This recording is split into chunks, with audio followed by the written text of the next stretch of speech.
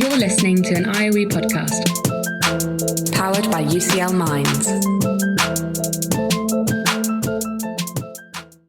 Welcome to the Staff Room. I'm Elaine Long. And I am Mark Quinn. We are programme leaders on the UCL Early Career Teacher programme. Why are we in the Staff Room? We're here because this is where the best professional learning conversations always take place. This is where problems faced by teachers and leaders today can be explored critically and where meaningful connections between research and practice can be made. Over the course of the series, we'll hear the voices of different colleagues as they come into the staff room, from ECTs to academics and executive leaders.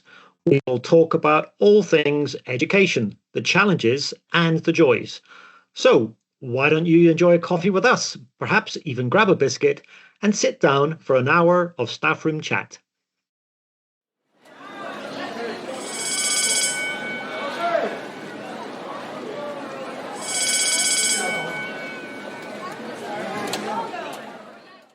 Welcome to the staff room, Guy Claxton. We are so excited that you've come into our staff room with us this afternoon. Guy, of course, is a renowned educational author, cognitive scientist, all-round good guy.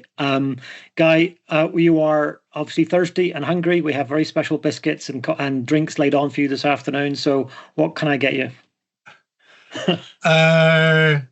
You could get me a nice Nespresso, strong one preferably, ristretto strength, accompanied by a fresh Eccles cake. Duly noted. I'll be getting that ready while Elaine asks the proper questions. So you're pushing Mark's catering skills to the limit, but I think you've got a recipe for Eccles cakes back there, Mark, so you better get on with that. Absolutely. Guy, I've just discovered them, and I'm completely, or rediscovered them. I'm completely addicted. I've just discovered that my favourite flavour in the whole world is dried fruit. Dried fruit. So that's good coming up to Christmas, right? So that's perfect. Yeah. No, I'll absolutely be in my element. Christmas pudding, Christmas cake, you name it. Now is the time for Eccles cakes. I'm happy to share in that tradition as well. That sounds very good.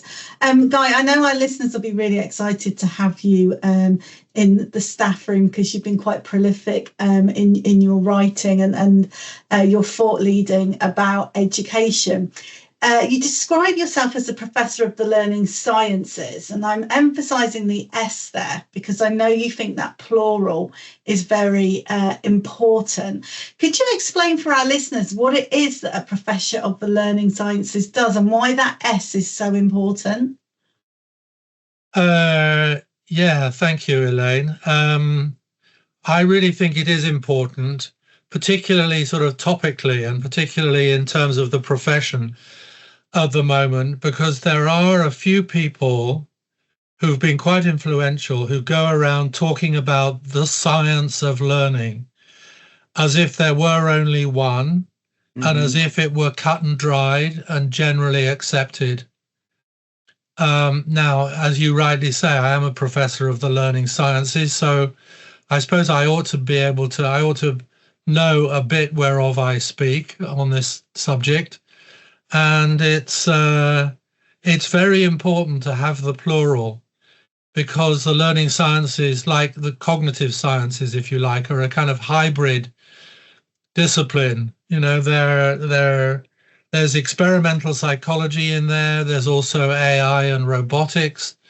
There are various forms of philosophy. There's evolutionary psychology. There's social neuroscience, there's affective neuroscience.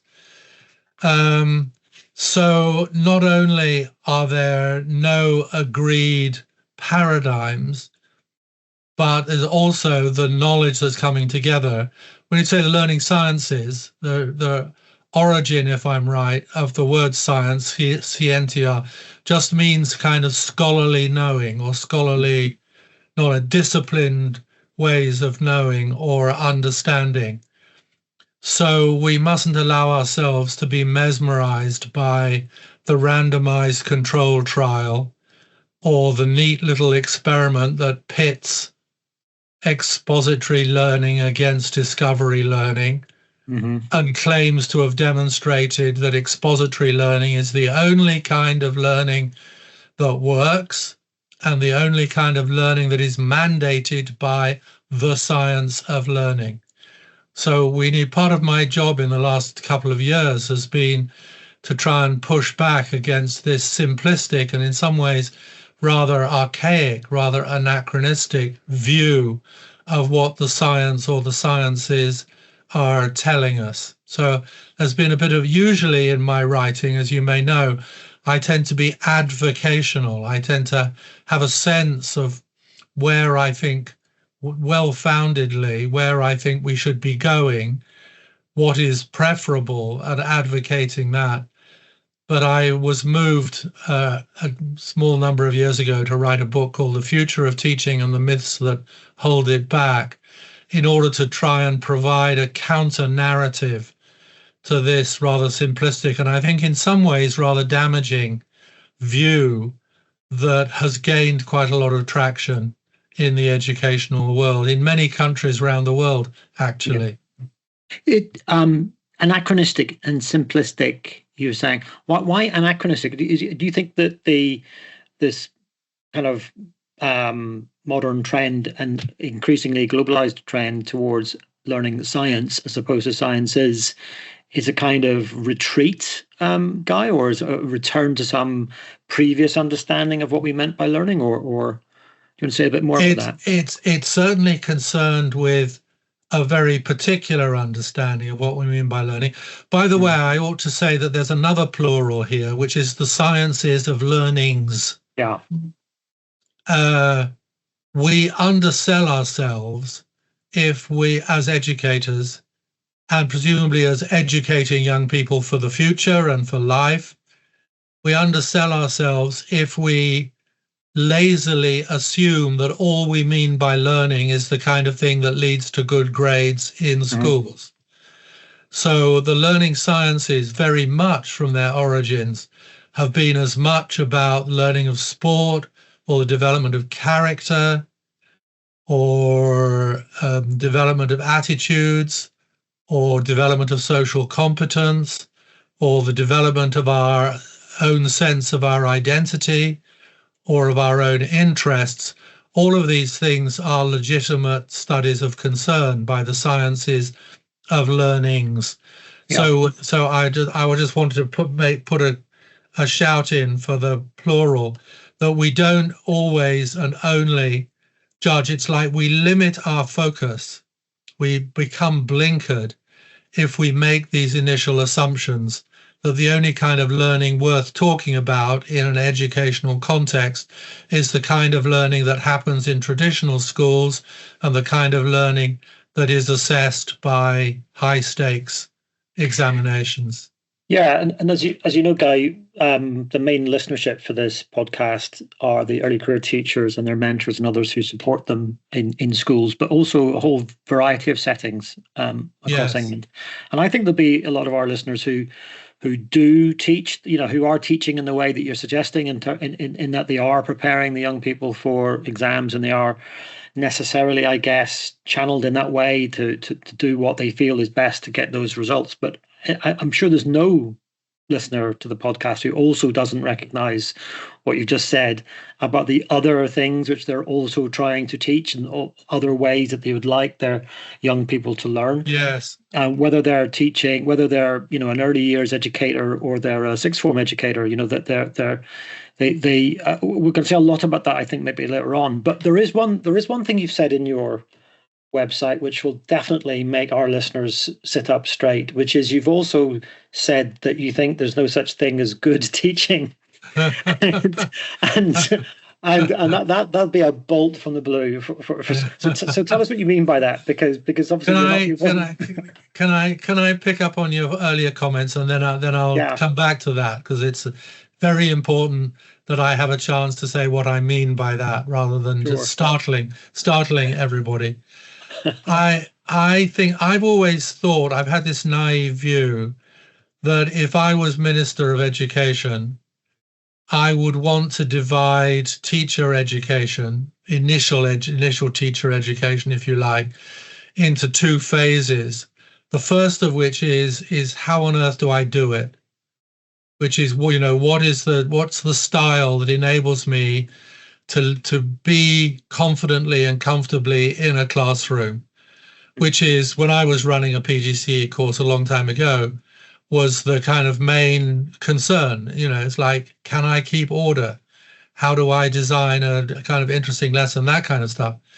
And then I think a year or two later, after you've done your first year or two of teaching, and you've found your way, a way of being able to manage and maybe a way of being yourself in that context, that then there should be, if you like, a compulsory second stage, which is, now I can do it, and all that anxiety and that concern has been allayed.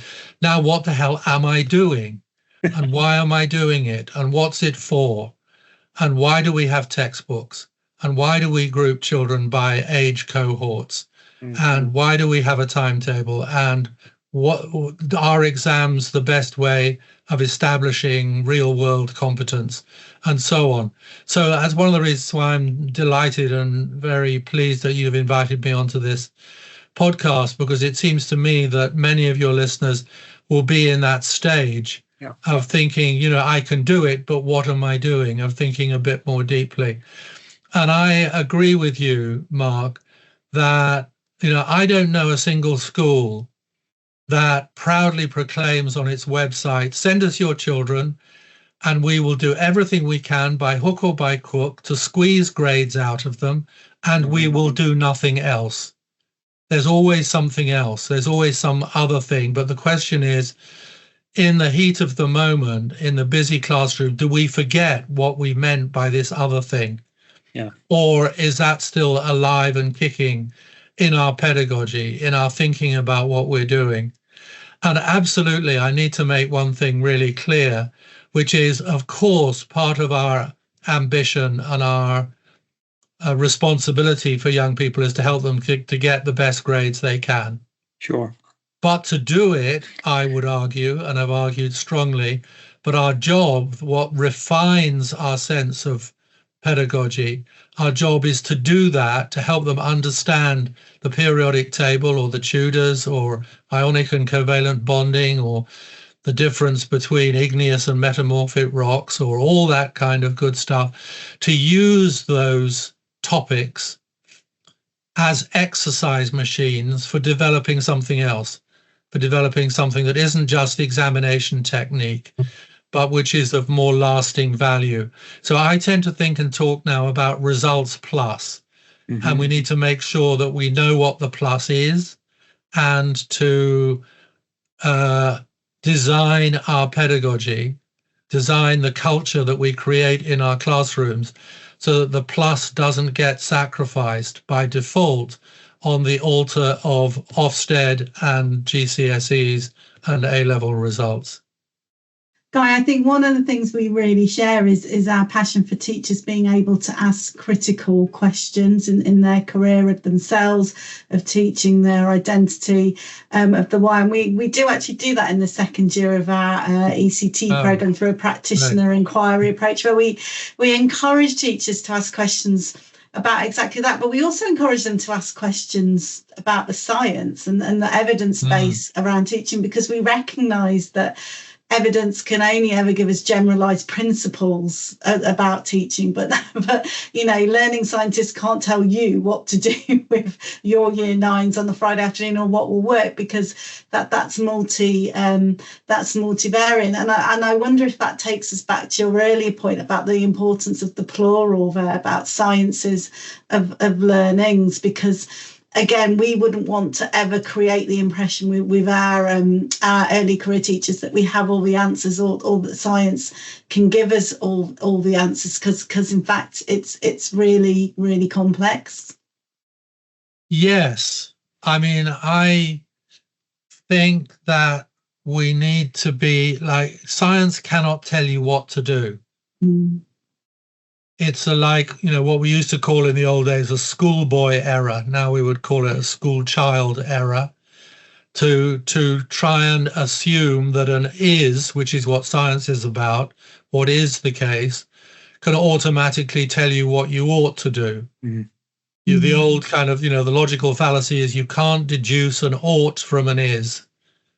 And that's one of the simple-mindednesses that is around at the moment, that the science of learning, it's that phrase which kind of sounds so definitive, doesn't it?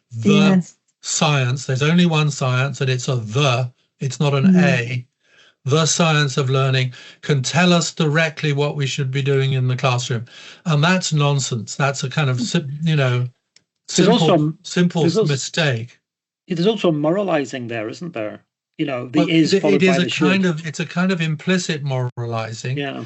But the important thing is that you can't know this is back to your question about there's no such thing as good teaching or best teaching until you've specified teaching for what. That's my point. So there is the science of learning doesn't preclude, doesn't mandate a particular style of teaching, because you have to answer teaching for what? Teaching for exam results, teaching for a happy life, teaching for being a productive pawn in an economic machine. Teaching for what is the important thing. So you can only, when you can only get an answer about the way to teach or an optimal way of teaching, you can't get that until you've smashed the science together with some ethics and some philosophy and some value judgment, some value position. So, for example, I think the science is fairly strong that if what you're interested in is relatively good performance in relatively superficial tests of relatively cut and dried knowledge, then a didactic pedagogy is a pretty good way of doing it. A kind of test, tell them what you're going to say, to explain it carefully, dish out the worksheet, test, retest, rehearse, is not a bad way of increasing performance on those kinds of tests. But if you also value the development of attributes like curiosity, collaborativeness, imaginativeness, resilience, critical thinking, creative thinking, if you also value those, also, remember, not instead of, but also, then you have to rethink your pedagogy, because it seems very likely, very often, the kind of pedagogy which, this is one simple way in which I talk about this, a simple pedagogy that squeezes out exploration by kids and instead insists that it's much more efficient and reliable if you have a healthy dollop of explanation by teachers. In other words, a pedagogy that maximizes explanation and minimizes exploration, that pedagogy can actually not just neglect the development of some of those desirable dispositions, but actually works against them. That you can produce people who've done well on the tests, but have developed attitudes of passivity and compliance and docility and fear of making mistakes. Now, if you raise your eyes from the near horizon of GCSEs and think about the long horizon of how well we're preparing people for life at university and beyond, then encouraging them to become passive and docile and frightened of making mistakes and conservative in their approach to learning is a very dysfunctional thing to be doing, isn't it? Obviously. When they go to university, they'll have to think for themselves. They'll have to organize time for themselves. They'll have to learn have learned how to rescue themselves when they're finding things difficult or finding the work is too hard. So it just seems to me commonsensical that we need to stand back and say, if we care about these things, in addition to doing well on your chemistry or your geography or your history, then we have to think very carefully about the nature of our pedagogy. There's a nice little book by Yong Zhao called What Works May Hurt.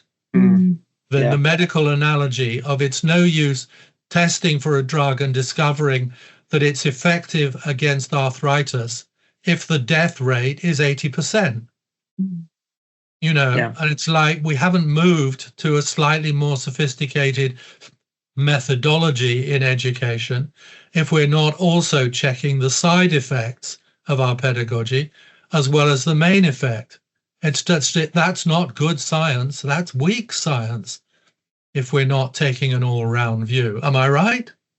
Well, Guy, I was just going to say some of our ECTs might be listening and then they might think, well, I'm incredibly under pressure to get results. And actually, for some of my students, those GCSE results are really, really important in their lives to get good results. That's why I say also.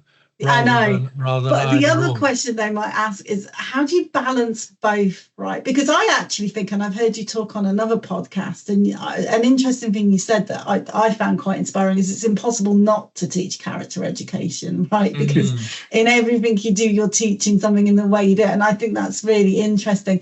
But I guess when you're starting out in your teaching career and you're finding it really difficult, I certainly found it really difficult starting out just to do those 101 things like keep order. Like you said at the start, it's really hard to balance all those things. And of course, I know we're talking more holistically here, and we're talking about the responsibility of policymakers, schools, and all those things. And we're thinking more bigger picture. But have you got any advice for teachers about how they get that balance right? Because it's not a dichotomy. We're not talking about a dichotomy here. It's not either or. But how do you get that balance right in your teaching?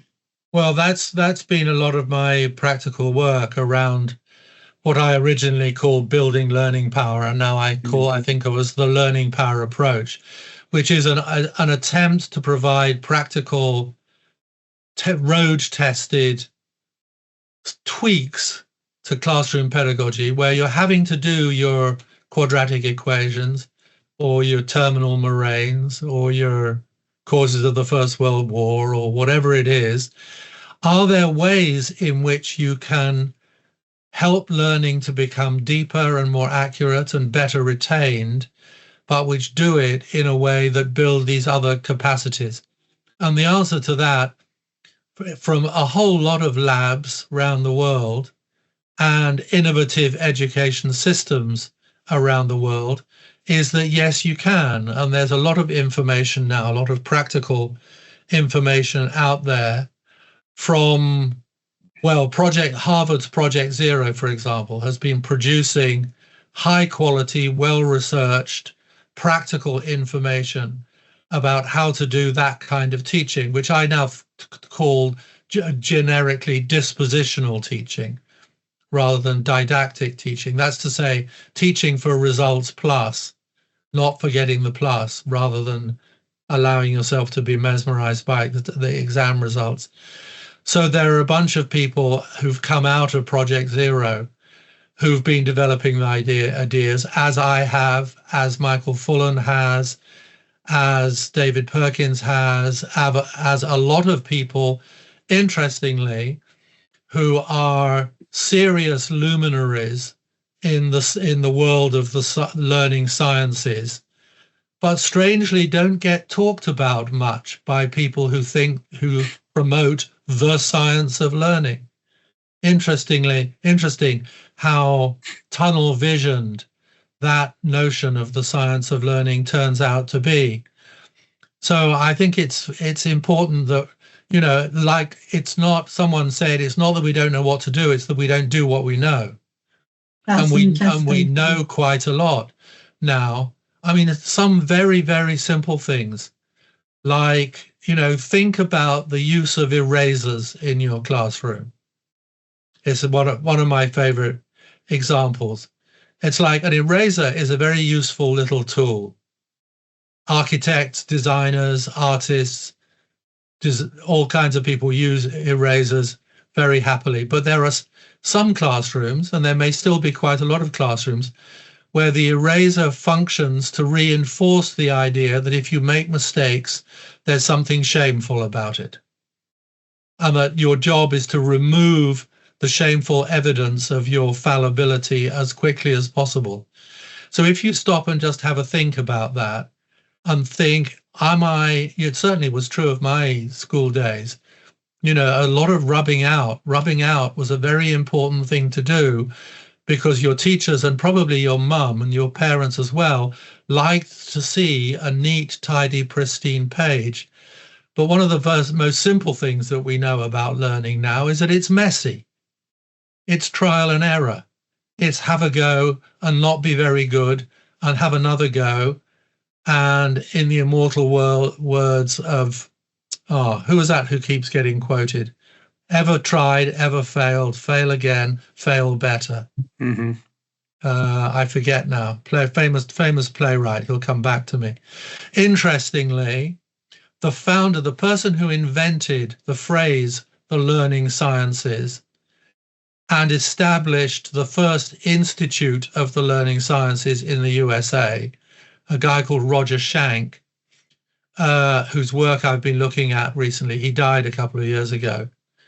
He defined learning as learning is about failure and the recovery from failure, which is basically a definition of trial and error, isn't it? Yeah, and I think how we define learning matters, and I think who defines learning for us absolutely matters as well. And that is, as you say, it's vulnerable to trends and politics and ideology. And I think any teacher that's been in the game a long time will give a wry sort of smile at the amount of trends there are in science. And I think today more than ever, training teachers are bombarded with quite a wealth of information about the learning sciences, and that can come from social media, and that can come from popularized literature, and it can come from research papers and training programs. But it's difficult to work out what you should be listening to and what you shouldn't. And I think that's a key theme that emerges in your latest book, The Future of Teaching and the Myths That Hold It Back, because you highlight the dangers of teachers being influenced by fads and trends, particularly ones that are particularly prevalent on social media and in popularized literature. And how, as a starting out teacher, do you think you can avoid this, and how would you recommend they should be engaging with research? Can I just pick you up on one thing? I don't think it's only in social media. If you look at the early career framework, there's an awful lot in there which is derived fairly directly and unthinkingly from this narrow, the science of learning, cognitive load theory, test, retest, rehearsal, the model of learning, which I think is unnecessarily narrow and in some ways archaic. We can come back to that if you want, is enshrined in that framework. So, I would like your second year early career teachers to be taking a long, hard and critical look at that, from maybe not too loudly, but certainly in the privacy of their own minds. They're allowed to do it loudly, but we do encourage them to think critically about the research from the framework. And I mean, from my point of view, it is that people should never take research and not think critically about it. That critical thinking is really important, I think. Absolutely. Definitely. But there's no, interestingly, in that framework, I haven't read it carefully enough, but I've missed the bit that says this is tentative and provisional with what we're presenting with you, and we would welcome, and here's an email address, and we would welcome your critical reactions to this framework. Appendix, Guy. You must have lost that. I missed that somewhere or other, did I? It's presented pretty definitively. I have my copy here. Prior knowledge, committing some key facts to their long-term memory. That's the kind of language. We have to look at the language. So learning is about committing key facts to long-term memory. It's like game over. Once you've slipped that language into people's minds, then everything else follows, doesn't it? Memory is thought of as comprising working memory and long-term memory. The working memory capacity is limited and can be overloaded. Well, we should be a bit careful about that. But let me come back to your point, Elaine, about the vulnerability of teachers to authoritative sounding claims. And I think we need to look at that from two directions. One is to challenge the claims, but the question that you framed very nicely for me is, how should teachers be protecting themselves or preparing themselves in the face of what may not be intentional but unintentionally narrowed or skewed views of teaching? And I think, I used to run a PGCE course a long time ago, and I think for me one of the most important things is that I discovered is, and this is no disrespect to the teaching profession or people in teacher training, a kind of vulnerability that teachers have, a kind of uncertainty about the grounds on which they're doing what they're doing. Because it's complex, because it's uncertain, because it's shifting, because every hour you have a different group of kids who bring in a different mood, a different subject and what have you. It's one of the most complex jobs you can do. And it's complex because you're dealing with systems rather than simple cause and effect relationships. And because it's complex, almost inevitably, there's this feeling of a degree of insecurity about whether I'm doing it right. And that insecurity, which is almost part and parcel of the job, leads to a kind of vulnerability in the face of people with impressive titles and confident voices who tell you things that kind of offer to relieve that anxiety of not quite knowing whether you're doing it right.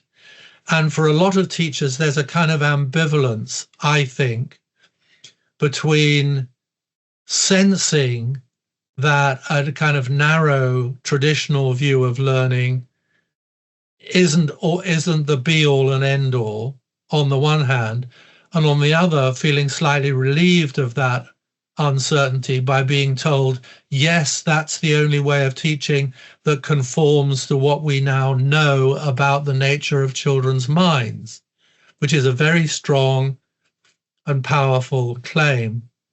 So I think we should be more concerned, and I think maybe people in initial teacher training, which I haven't been involved in for quite a while, I have to say, should pay more heed to that vulnerability and to trying to give young people a good answer. And I think part of that answer, what I'm working on at the moment, are the implications of what's called embodied cognition for education. And embodied cognition is a renewed understanding from a scientific point of view, from the point of view of the learning sciences, that there are multiple ways of knowing, which include aesthetic, physical, physiological, and intuitive ways of knowing, that all ways of knowing, including propositional and rational, have their place and they all have their faults. And that if we're playing with a full epistemological deck, we have access to all of these different ways of knowing. That's a fancy way of saying teachers should heed, not uncritically, but heed their gut reactions to some of these powerful claims which are around, that there is a validity, and it's not infallible, but there is a validity to the little reaction in your tummy which goes, I don't quite get it. It doesn't feel quite right. And I feel on weak ground because I can't articulate why it doesn't. But there is something in me which says, that's not what I came into teaching to do. Guy, sorry. The concept of embodied cognition, or use the phrase, is a metaphor as well, isn't it? And And I'm going to ask you to talk a little bit about metaphors, not least of all because you were quoting Samuel Beckett a little while ago. Thank you, Samuel Beckett. Well done. In his Failing Better. Yeah. And Samuel Beckett was fond of the odd metaphor. So you've been taught, you were quoting from the early career framework and its preference for certain metaphors around cognition and memory in particular. And you've just introduced another metaphor around embodied cognition. I just wondered if you want to say anything more about metaphors you do like and metaphors you don't when it comes to this business of learning. Well, you've come to the right man, because I love metaphors. Cool.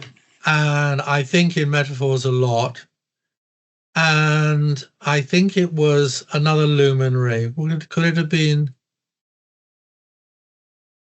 Samuel Johnson? Was there a Samuel Johnson? There was. There was a Samuel Johnson who said, metaphor is very misleading, but unfortunately it's the least misleading thing we have. And I've been doing a bit of reading about metaphor. There's a very important book in the sciences of learning, the learning sciences, for example, which is called Metaphors We Live By. Okay. It's an absolutely key text. Two key titans in the learning sciences are Mark Johnson and George Lakoff. They wrote a book called Philosophy in the Flesh. And I wrote this earlier book called Metaphors We Live By. And there's a lot of interesting research around the importance. It's almost like metaphors are key to our learning. That the nature of learning, like a key sort of almost biological cornerstone of learning, another metaphor, cornerstone of learning, is that our knowledge systems, our learning systems are organic. They're like trees. Our learning grows out from what we already know. And that to try and graft something onto the tree that has no natural presence, no natural evolutionary connection with the tree is very hard work and should be avoided as much as possible. And if you look into the way in which mathematicians and scientists, for example, actually pursue their work, a lot of it is metaphorical. In fact, they couldn't do what they do without metaphors. Yeah. Albert Einstein couldn't have got to the general theory of relativity without trying to imagine what it would be like to ride on a beam of light. We wouldn't have got physiology, would not have made the jumps that it did without thinking of the heart as if it were like a pump. You can think of it in other ways. So these metaphors are, if you like, prosthetic devices that enable us to grow out into new territory on the basis of what we know already, and then modify it, and then challenge it, and then critique it. But to get understanding going, it's often we require a metaphor to kickstart it, and then a process of critical inquiry can refine the metaphor and shape it. So is the problem that sometimes we stop at the simplification that the metaphor appears to offer us? Absolutely. So we need to be teaching, number one, the value, the inevitable value, the necessity of metaphorical thinking, and number two, that a minute you've found a productive-looking metaphor, first of all, you explore the positive and relevant aspects of the metaphor, and then you start to critique it. It's like my private metaphor for metaphors is that they're like, I don't know if you remember, there was a fashion for kind of throwaway underwear a little while ago, paper pants. And I think metaphors are a bit like paper pants. They do a job and then you move on. I think that there was a fashion for paper pants. Oh, you're lucky that passed you by, Elaine. Yeah. So you need a kind of healthy skepticism, but it's like a welcoming, it's like our attitudes to intuition. You need a kind of respectful heeding and a critical edge to your thinking. Now, are we teaching that in schools? Are we developing that understanding of how to use metaphor productively and critically? Nobody ever did it for me when I was in school. And this comes back again to Roger Shank's work. Roger Shank's image of the relevance of the learning sciences for education is around the development. Let me see if I've got a quote from him here. This is a presentation that I gave to a group of 600 head teachers in New Zealand a few weeks ago, where they're having terrible trouble with their government, who have become deeply infected with this simplistic model of learning. Roger Shank said in one of his books, a properly designed school system needs to focus on cognitive abilities, not scholarly subjects. Let's get that distinction for a moment. Cognitive abilities, things that can be grown. We treat the mind not as a long-term memory and a short-term memory, not that naive box view of memory, but as a set of skills and attitudes which can be and should be cultivated by the process of education. For me, that's the radical shift in our understanding of the mind, our understanding of intelligence. Another titan of the learning theory, a woman called Lauren Resnick, ex-president of the American Educational Research Association, was asked once about, she wrote an interesting paper called Making America Smarter. And in that paper, she says, if people ask me what I understand by intelligence these days, I tell them that I think it's the sum total of your habits of mind. And habits are, and that's what Roger Shank is talking about. Habits of mind, what he calls cognitive, what was his phrase? Cognitive abilities. So we need to look on the mind as if it were almost like another metaphor, as if it was like your body that could grow in its strength, in its muscularity, in its sophistication. And that metaphor has not really been present in our thinking about education. And if we put it front and center of our thinking, that would be a radical shift. Is this what you mean, Guy, about epistemic character? Yes, absolutely. That's one of my, every so often when I feel I need to reassert the fact that I'm a proper professor, I use phrases like epistemic character.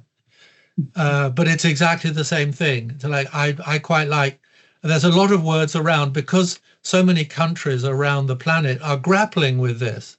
And there is a kind of culture war going on between those people who are grappling with the hard problem of how we expand our conception of education to give proper attention to the plus in results plus. How we to think about how we're doing that.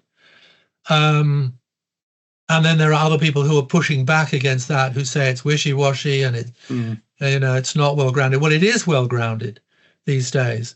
But that's, as I say, that's what we've been trying to develop, and to develop practical methods for doing that. You've already mentioned quite a few books there. Definitely, I want to go and read The Metaphors We Live By.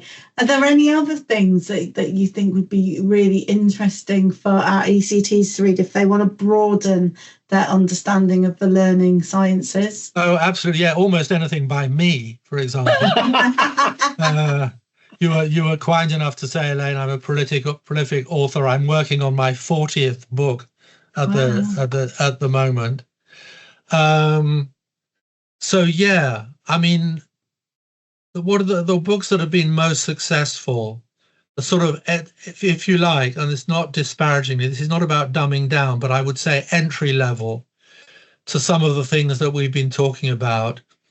One of them is a book called What's the Point of School? Rather bluntly, which is one of my most successful books in terms of sales anyway.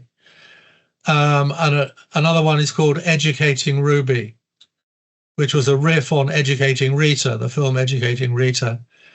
and started from the thought experiment about, I use this often when I'm giving a talk to school principals. I say, imagine you're walking down the street and someone comes up to you who you vaguely recognize and says, have you got a moment? My name's Ruby and I was a student at your school. You may remember me, and I left 3 or 4 years ago. And I never said it at the time, but I just wanted to tell you what a great education I got at your school. And now you're beginning to remember Ruby, and you say, and you remember that she only got 2 weak GCSEs and left when she was 16 or 17. And so you're a little bit puzzled by this, and you're trying to grapple with, and you can see that she's being sincere. She's not taking the piss.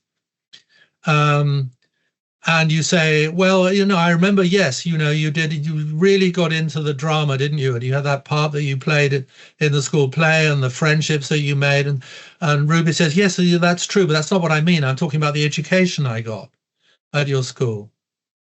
And now you're a bit stumped as your head teacher. And you say, there's a pause, and then you say to her, I'm sorry, Ruby, I don't know what you mean. And then I say to head teachers, just talk to your partner about what did she mean? That she got lousy results and a great education. It's almost like an oxymoron, but play with that in your mind. And that's a way of trying to get into thinking a bit more broadly about how we can expand what I've called, with another metaphor, thinking about the far horizon of preparing young people for life rather than the near horizon of preparing them for GCSEs or A-levels. So those would be a couple of books.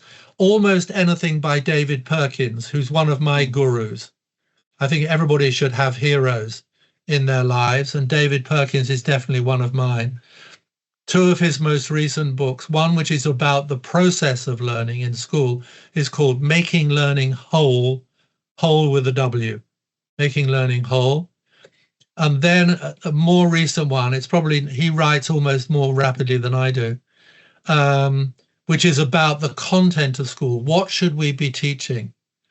It's interesting that people who talk about knowledge rich don't go on to really have much of a deep or interesting conversation about what knowledge.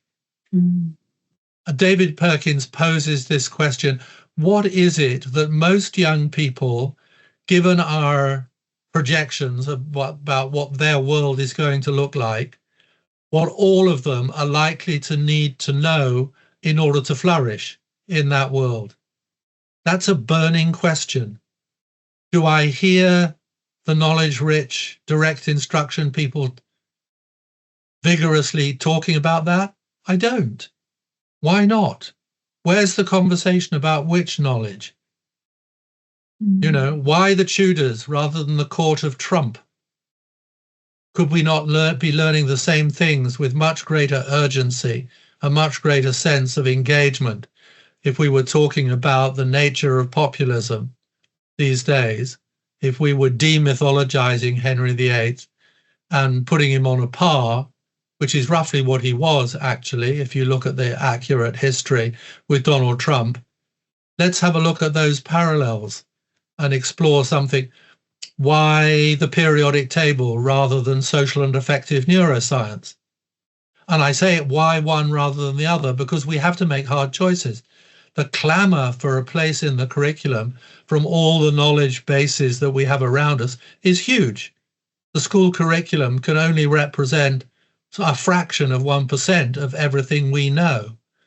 So where's that vigorous conversation? Why do we just keep plodding on? Why do we still teach children to add fractions? What use is that in the real world? Answer, not much. Would that be right at the top of your list of useful bits of knowledge and skill for living in 21st century? Probably not, compared with all the other things. What else would it be more useful for them to be learning? And maths teachers sometimes come back and say, yes, but it's not about the adding fractions, it's a training of the mind. Sorry, it isn't. There is no evidence that studying maths makes you any better at informal, real-life reasoning than anybody who didn't study it.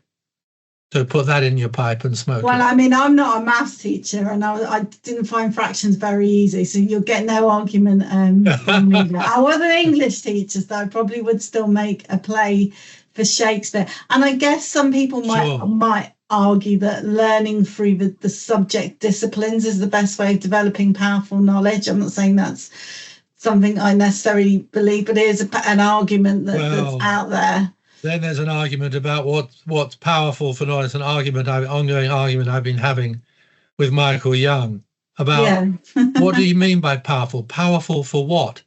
Power is the capacity to do work. So what is the work which powerful knowledge is supposed to be doing? Ask yourself that question. What purchase is this knowledge going to give you on the real life concrete issues that you're likely to face in your life? Powerful knowledge people don't seem to me to be answering that question very well.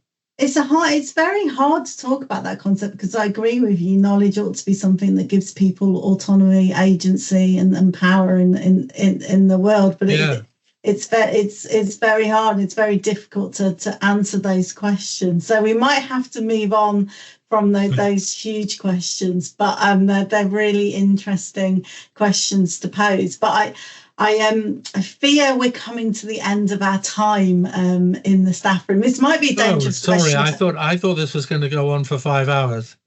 Well, I could happily talk to you for 5 hours. But Guy, this might be a dangerous question to ask you, but we give every guest on our podcast a Post-it note to write some advice on.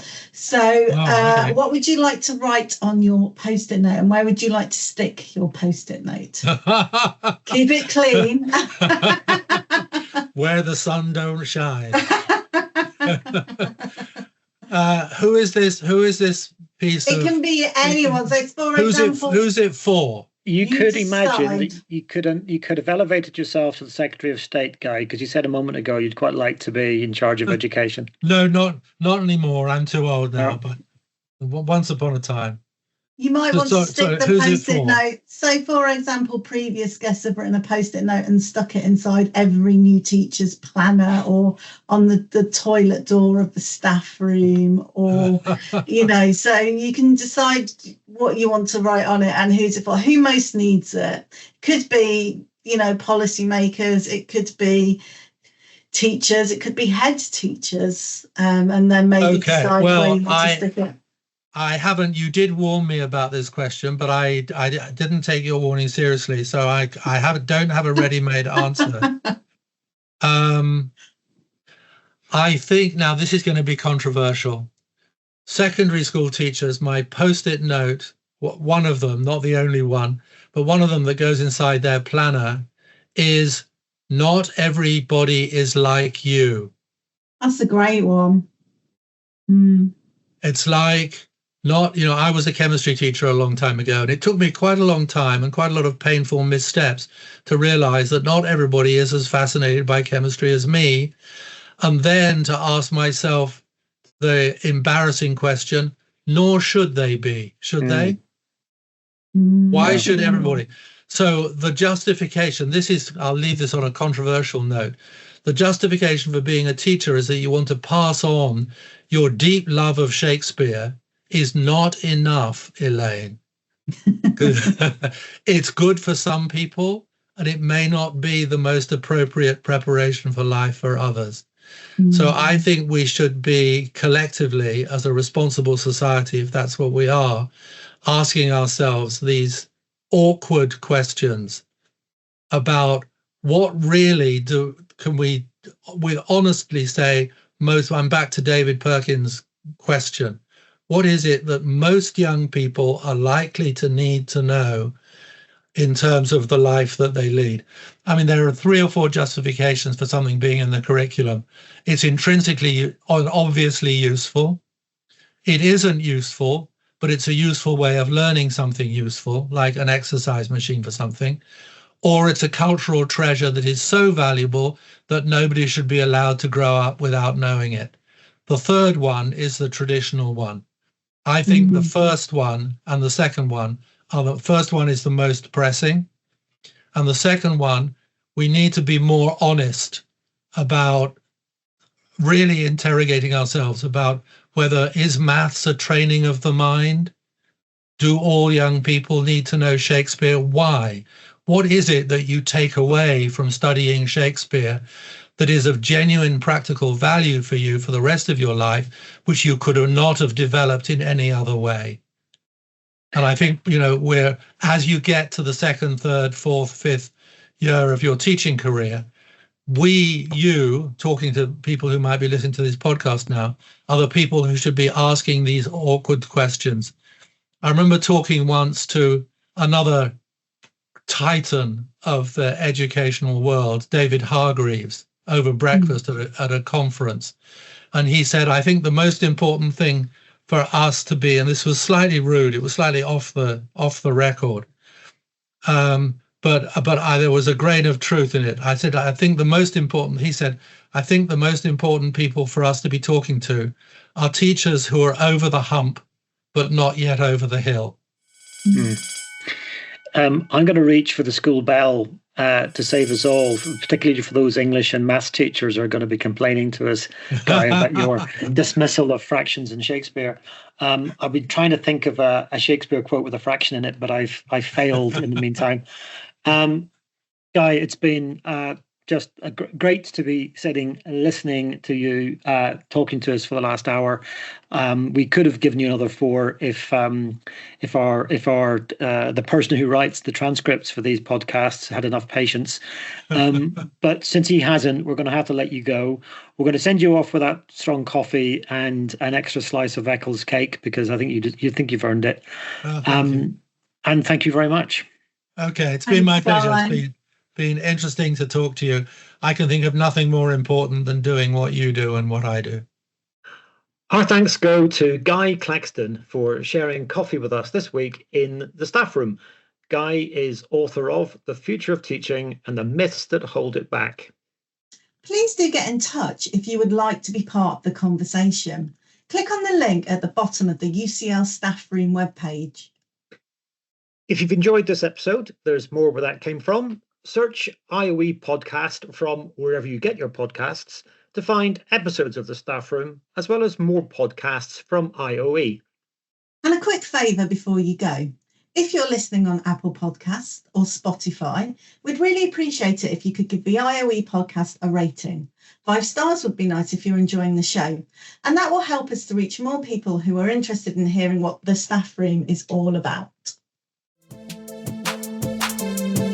Thanks so much for downloading and listening to this IOE podcast.